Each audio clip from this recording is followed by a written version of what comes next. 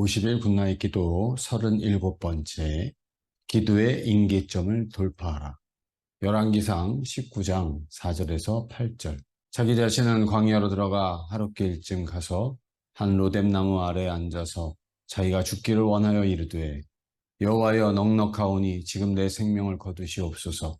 나는 내 조상들보다 낫지 못하니이다 하고 로뎀나무 아래에 누워 자더니 천사가 그를 어루만지며 그에게 이르되 일어나서 먹으라 하는지라. 본즉 머리맡에 숯불에 구운 떡과 한 병 물이 있더라. 이에 먹고 마시고 다시 누웠더니 여호와의 천사가 또 다시 와서 어루만지며 이르되 일어나 먹으라. 내가 갈 길을 다 가지 못할까 하노라 하는지라. 이에 일어나 먹고 마시고 그 음식물의 힘을 의지하여 40주 40야를 가서 하나님의 산 호렙에 이르니라. 우리는 기도와 영적 돌파라는 주제로 말씀을 나누고 있습니다.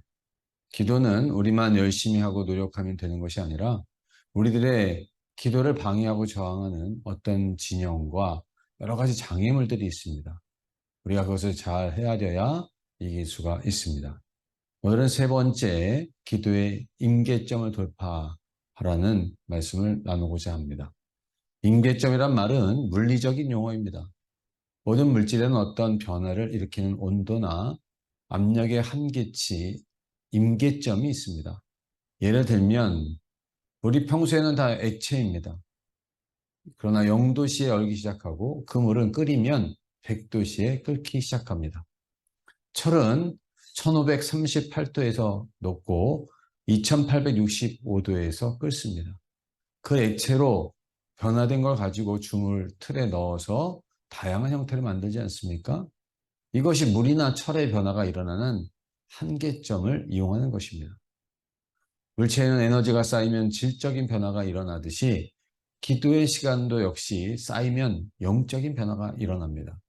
영적인 임계점을 돌파할 때까지 우리는 기도해야 합니다. 우리는 기도를 얼마나 하면 됩니까? 라고 하는데 물건의 가치에 따라서 값이 다른 것처럼 우리의 기도도 그 기도가 가지는 가치에 따라서 기도의 분량이 다르고 또 기도에 요구되는 믿음이 다른 것입니다. 저 집사님은 한 달 기도해서 응답을 받았대. 또 1년을 기도해서 응답을 받았대. 그럽니다. 농사를 지을 때 고구마나 감자나 이런 건 한 3개월 키우면 되지만은 사과 같은 과일은 3, 4년을 잘 돌보고 나무가 5년, 10년 이렇게 자라야 합니다. 산삼은 몇십 년에서 100년 이상까지도 걸리는 것입니다.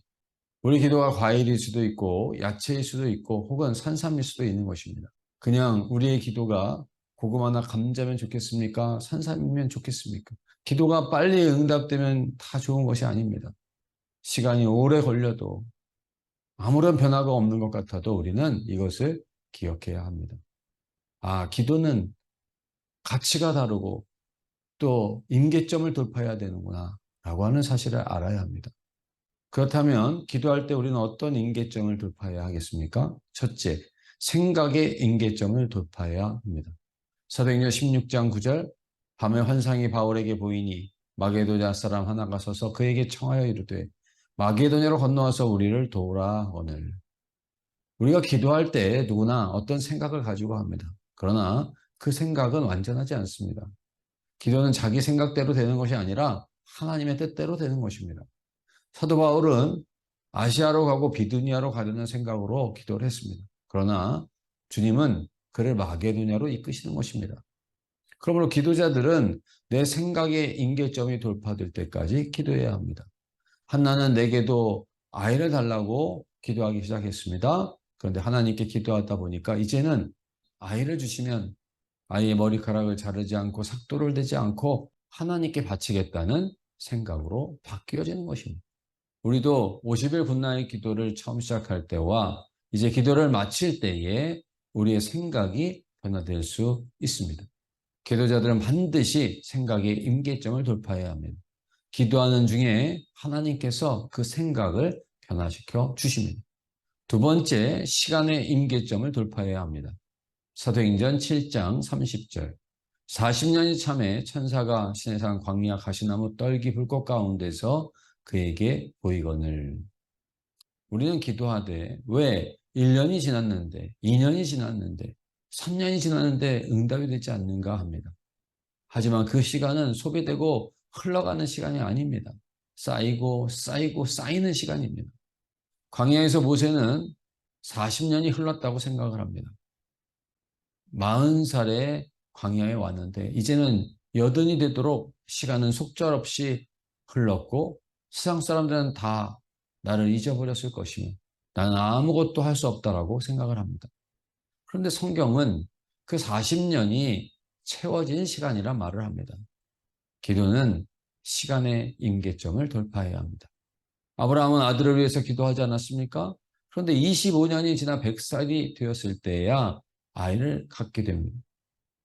이삭은 그의 아들을 두고 기도했지만은 20년이 지나서 에서와 야곱이 태어났다라고 말하지 않습니까? 기도의 시간이 차야 하는 것입니다.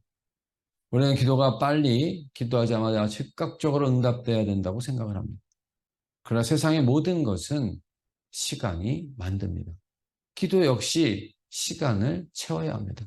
그러므로 우리 기도도 시간의 임계점을 돌파해야 합니다. 셋째, 믿음의 임계점을 돌파해야 합니다. 창세기 18장 14절. 여호와께 능하지 못한 일이 있겠느냐? 기한이 이를 때 내가 네게로 돌아오리니 사라에게 아들이 있으리라. 하나님께서 너희 자손들이 하늘의 별처럼 바닷가의 모래알처럼 많아질 거라고 아브라함에게 약속하셨습니다. 그런데 1년, 5년, 10년, 20년이 지나도 이루어지지 않습니다. 아브라함은 하나님이 내 기도를 들어주시지 않는구나 실망하고 낙심합니다. 집에 있는 하인 엘리에셀을 혹은 하갈을 통하여 낳은 이스마엘이 자기 기업을 얻을 후사라고 생각을 합니다.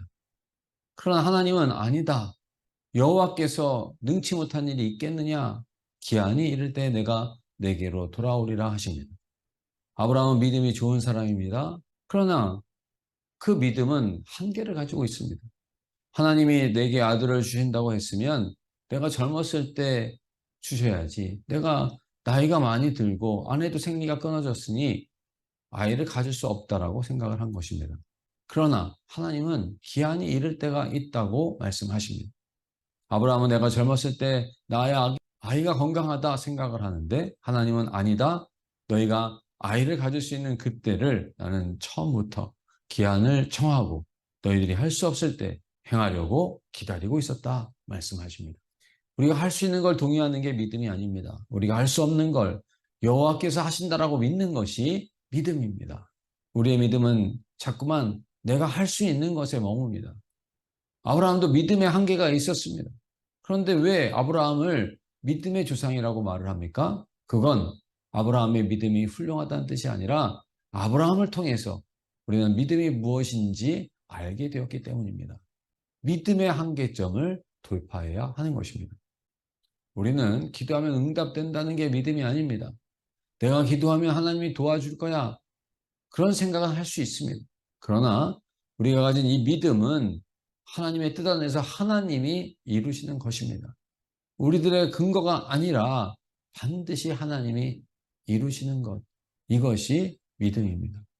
기도하는 분들이 누가 믿음이 없겠습니까? 그러나 꼭 기억하십시오. 믿음의 조상 아브라함도 그 믿음의 한계가 있었습니다. 우리도 한 50년 믿었으니까 이제 이만큼 되었으니까 나만한 믿음이 어디 있겠나. 내가 제일 믿음이 좋은 사람이다. 이렇게 생각을 합니다. 그러나 우리는 아직도 아브라함과 같이 한계가 있는 사람들입니다. 믿음의 임계점을 돌파하시기 바랍니다. 끊임없이 우리의 믿음이 새로워져야 되고 거듭나야 됩니다. 특히 기도자들이 내가 이만큼 기도의 사람이야 라고 말하는 교만을 이겨야 합니다. 하나님, 내 믿음의 임계점을 돌파하게 하셔서 하나님의 능력이 강같이 흘러가게 하여 주옵소서. 기도를 열심히 하는 것에만 머물지 말고 반드시 기도의 임계점을 돌파해서 기도의 능력이 누려지는 하나님의 선한 기도자들이 되시기를 바랍니다. 오늘은 엘리야에 대한 말씀입니다. 오늘은 엘리야에 대한 말씀입니다. 엘리야는 얼마나 위대한 믿음의 사람입니까? 모든 사람이 다 바알을 섬기며 하나님을 떠날 때 그는 아니다. 우리는 여호와께로 돌아가야 한다. 믿음을 지켰습니다. 하나님이 그런 엘리야에게 그리 시냇가에 가라. 내가 너에게 먹을 걸 주겠다는 말씀하셨을 때 그는 그리 시냇가에 가서 하나님을 기다렸습니다. 너는 사르밧에 있는 과부의 집으로 가라 하시면 사르밧이 바알의 본거지가 있는 곳이었지만 그곳에 가는 순종의 믿음이 있었습니다. 그러나 그런 엘리야도 기도하되 낙심하고 실망할 때가 있었습니다. 혼자 믿음을 지켰지만 3년 6개월이 지나니까 나만 홀로 남았구나. 내가 그동안 믿고 기도했지만 아무런 소용이 없는가 보다. 나는 하나님이 역사하실 줄 알았는데 모든 사람이 다 바알을 섬기고 아무도 하나님을 섬기지 않는구나. 엘리야는 이렇게 생각하고 하나님 혼자 견디기가 너무 힘듭니다. 나를 거두어 주십시오. 그렇게 말을 했습니다. 그러나 그게 우리의 한계입니까? 아닙니다. 그게 마지막입니까? 아닙니다. 하나님은 살아 계십니다. 우리의 연약함으로 안주하거나 낙심하지 마시고 임계점을 돌파하시기를 바랍니다. 그런 엘리야가 호렙산에 들어가서 40일 주야를 하나님께 부르짖고 기도할 때 하나님의 음성이 들려옵니다. 엘리야야, 너 혼자만 있는 게 아니다. 내가 의로운 자 7천 명을 남겨두었다. 우리가 연약해진다고 하나님마저 연약해지거나 우리가 혼자 남았다고 하나님마저 안 계신 것이 아닙니다. 하나님은 살아계시고 하나님은 처음부터 뜻을 정하시고 일을 행하시는 여호와이십니다. 그 하나님의 음성을 듣는 날까지 기도는 인간의 수고와 노력이 아니라 우리의 정성이 아니라 하나님의 일이며 하나님은 반드시 기도자를 통해서 일하고 역사하신다는 사실을 기억하시고 오늘도 기도하되 낙심하지 마시고 절망하지 마시고 모든 문제를 돌파하며 하나님의 음성이 들리는 날까지 기도의 임계점을 돌파하시기를 축원합니다. 엘리야가 통과해야 했던 임계점들은 무엇입니까? 첫 번째, 혼자 남았다라고 생각을 했습니다. 열왕기상 19장 4절 자기 자신은 광야로 들어가 하룻길쯤 가서 한 로뎀나무 아래에 앉아서 자기가 죽기를 원하여 이르되 여호와여 넉넉하오니 지금 내 생명을 거두시옵소서. 나는 내 조상들보다 낫지 못하니이다 하고 엘리야뿐이 아닙니다. 많은 기도자들이 낙심할 수가 있습니다. 혼자 남았다고 생각할 수가 있습니다. 그러나 이것이 끝이 아닙니다. 돌파할 수가 있습니다. 답은 더 기도하는 것입니다. 우리가 아는 지각은 완전하지 않습니다. 진리가 없는 것이 아니라 진리를 우리가 알지 못하는 것입니다. 엘리야에게 배워야 될 것은 그가 낙심했지만은 호렙산에 가서 40일 40야를 기도했다라고 하는 것입니다. 그러면서 믿음의 한계점을 돌파한 것입니다. 아무리 깜깜해도 빛이 있으면 환해지듯이 내가 기도하는 순간 진리의 빛이 들어오면 길이 보이고 답이 보이는 것입니다. 기도해도 아무런 일이 일어나지 않는구나 생각할 수 있지만 우리는 그 순간을 안주하지 말고 돌파해야 하는 것입니다. 두 번째, 하나님의 음성이 들려왔습니다.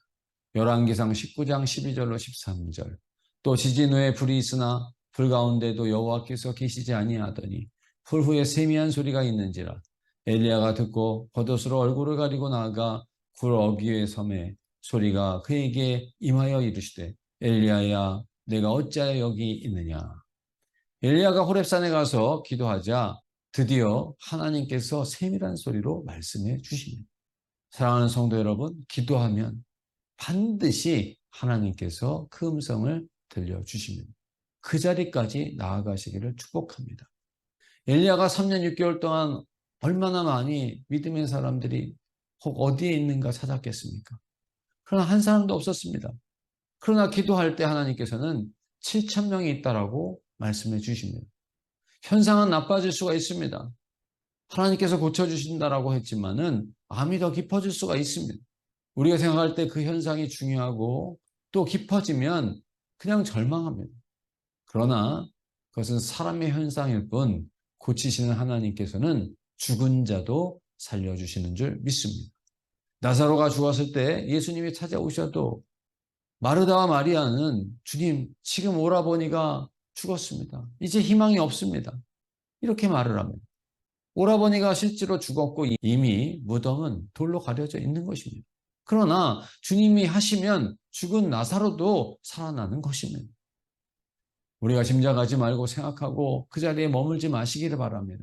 우리가 아는 게 진리가 아닙니다. 하나님의 말씀만이 진리입니다. 기도하면 반드시 하나님의 음성을 듣게 되어 있습니다. 그 자리까지 돌파할 수 있기를 바랍니다. 그 자리까지 나아갈 수 있기를 축복합니다. 세 번째, 하나님께서 7천 명을 남겨두셨습니다. 열왕기상 19장 18절. 그러나 내가 이스라엘 가운데 7천 명을 남기리니 다 바알에게 무릎 꿇지 아니하고 다 바알에게 입맞추지 아니한 자라. 엘리야는 한 사람도 없다고 그랬죠. 그러니 나의 생명도 거두어 달라고 하면서 기도했습니다마는 하나님은 아니다. 7천 명이 더 있다 말씀을 하십니다. 3년 6개월 동안 하나님 우리 백성들이 바알을 버리고 여호와께로 돌아올 수 있게 해달라고 열심히 기도했는데 엘리야가 생각할 때는 한 사람도 돌아오는 사람이 없어 보인 것입니다. 그리고 자기가 봐도 다른 선지자들도 다 바알을 섬기고 아무도 하나님을 섬기는 사람이 없는 것입니다. 그러나 하나님은 그 지역 사람들, 엘리야의 눈에는 한 사람도 없다라고 말하는 그 사람들 속에 7천 명이 있다고 말씀을 하시는 것입니다. 하나님의 음성은 내가 가만히 있는데 갑자기 알아듣게 되는 것이 아닙니다. 하나님의 음성은 내 마음속에 믿음이 생길 때 그 음성이 들리는 것입니다. 그러므로 그 임계점을 돌파하는 성도님들이 되시기를 바랍니다. 고은이란 시는 이런 한 줄 시를 썼습니다. 내려갈 때 보았네. 올라갈 때 못 본 그 꽃. 꽃은 언제나 그곳에 있는 것이었습니다. 그러나 올라갈 때는 안 보입니다. 왜 그렇습니까? 정상이 내 마음의 전부이기 때문에 그렇습니다. 올라가야 한다고 생각을 하니까 아름다움을 볼 수가 없는 것입니다. 그러나 그 정상을 찍고 내려오는 가운데 마음의 여유가 생기는 것입니다. 꽃이 보이는 겁니다. 하나님의 음성 역시 마찬가지입니다. 언제나 하나님께서는 우리에게 말씀을 하시는데 기도하러 올라갈 때는 안 들립니다. 내려올 때 들리는 것입니다. 올라가다가 포기하지 마시고 응답받고 내려올 수 있는 우리 모든 성도님들 되시기를 축복합니다. 사랑과 자비의 하나님, 전능하신 아버지요. 오늘 우리가 하나님 앞에 기도하면서 악한 영들과 그의 진영들, 또 장애물들이 있음을 저희들이 깨닫게 해주시니 감사합니다. 오늘 특별히 기도하는 가운데 우리가 낙심하고 실망하지 말아야 할 것은 그 임계점이 있으며 그 임계점을 반드시 돌파할 수 있다는 것을 말씀하여 주시니 감사드립니다. 하나님, 이전에 할 수 없다라고 생각했던 우리의 생각의 임계점을 돌파할 수 있게 하여 주시옵소서. 또한 저희들의 삶 속에 믿음이 부족하여 행하지 못하였던 것, 이제 하나님께서 기도할 때 하나님의 기도는 하나님의 일이라고 하는 사실을 기억하며 기도하게 하셔서 그 기도에 응답받는 또 믿음이 더해지는 은혜를 허락하여 주시옵고 우리의 시간도 주님께 속해 있음을 늘 기억하면서 그저 속절없이 지나는 시간이 아니라 우리 하나님을 의지하며 기도하는 그 기도는 쌓여지고 마침내 응답받는 것임을 기억하며 쉬지 않고 기도할 수 있게 도와 주시옵소서. 하나님의 사람 엘리야도 하나님 앞에 기도하기 전에는 나 혼자만 남아 있었다라고 생각을 했습니다. 그러나 하나님께 기도할 때 바알에게 무릎 꿇지 아니한 7천 명을 남겨두었다는 사실을 말씀하여 주셨사오니 주님 저희들도 기도하게 하여 주시옵소서. 또한 그가 하나님의 음성을 듣지 못하고 이세벨의 그 위협에 휩싸여 있었지만 그가 호렙산 굴에 들어가 하나님 앞에 기도할 때 드디어 하나님의 음성을 들을 수 있었던 것처럼 주님 저희들도 세상의 음성을 듣는 것이 아니라 하나님의 음성을 듣는 자들이 되게 하여 주시옵소서. 하나님, 세상은 진리를 말하지 않습니다. 그러나 하나님만이 진리를 아시고 진리를 말씀하여 주셨사오니 주님, 저희들의 눈을 씻고 저희들의 귀를 열어 진리를 보고 하나님의 말씀을 들으며 하나님 모든 임계점을 돌파하여 하나님을 영화롭게 하는 믿음의 사람들 되게 하시고 또 기도의 사람들이 되게 도와 주시옵소서. 예수님의 이름으로 기도드리옵나이다. 아멘.